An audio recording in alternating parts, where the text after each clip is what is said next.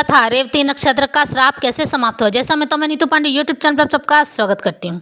प्राचीन काल की बात है। ऋतवाक नाम के एक मुनि रहा करते थे। उनकी कोई संतान न थी, लेकिन ऋतवाक मुनि ने ब्रह्मदेव की घोर तपस्या की और एक पुत्र को प्राप्त कर लिया। लेकिन वह पुत्र तो रेवती नक्षत्र में जन्मा था, रेवती नक्षत्र के अंतिम चरण में जन्मा था, इसलिए वह अनेक प्रकार के दुर्व्यसनों से भरा था।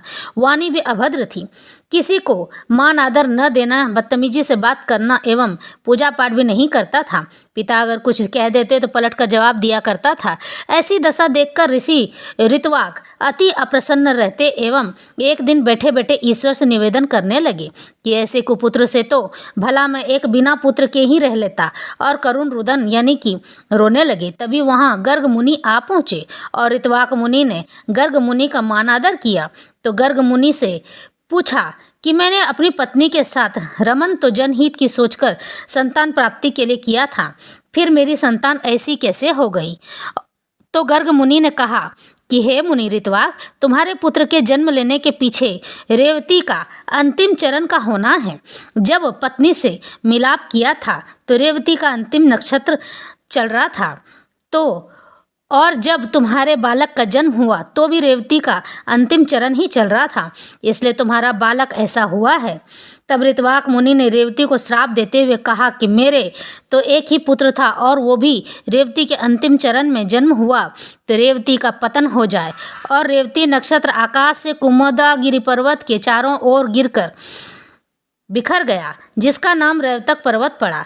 तभी उस नक्षत्र की कांति यानी सुंदरता से एक कन्या उत्पन्न हुई, जिसका नाम प्रमुच मुनि ने रेवती रखा। वह कन्या प्रमुच मुनि के आश्रम के पास ही प्रकट हुई थी, इसलिए प्रमुच मुनि उसका लालन पालन करने लगे।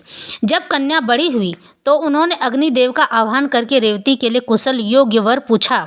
तो अग्निदेव ने कहा, इस कन्या रेवती के स्वामी राजा दुर्गम होंगे, जो कि सर्वगुण वाले प्रिय वक्ता, महापराक्रमी और धर्मपरायण राजा हैं। तब प्रमुच मुनि ने राजा दुर्गम को बुलावा भेजा और राजा दुर्गम प्रमुच मुनि के आश्रम में पहुंचकर के पूछते हैं कि प्रमुच मुनि कहाँ हैं। कन्या तो वह कुछ न बोली। फिर राजा दुर्गम ने कहा, हे प्रिय, प्रमुच मुनि कहाँ हैं। और प्रमुच मुनि ने राजा दुर्गम से मिलकर सारी बात बताई एवं रेवती का विवाह राजा दुर्गम से करने का विचार किया। तब रेवती प्रमुच मुनि से कहती है कि हे पिताजी, मेरा विवाह रेवती नक्षत्र में ही कीजिएगा। तो प्रमुच मुनि ने कहा कि हे पुत्री, ऋतवाक मुनि ने रेवती को श्राप देकर नीचे गिरा दिया है। तब रेवती ने कहा, क्या ऋतवाक मुनि ही ऐसा कर सकते हैं? आप नहीं, आप पुनः रेवती नक्षत्र को आकाश मंडल में स्थापित कीजिए।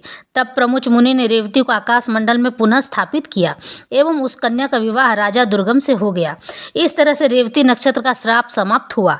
अब रेवती नक्षत्र में जन्म लेने पर या विवाह करने पर कोई दोष नहीं लगता है।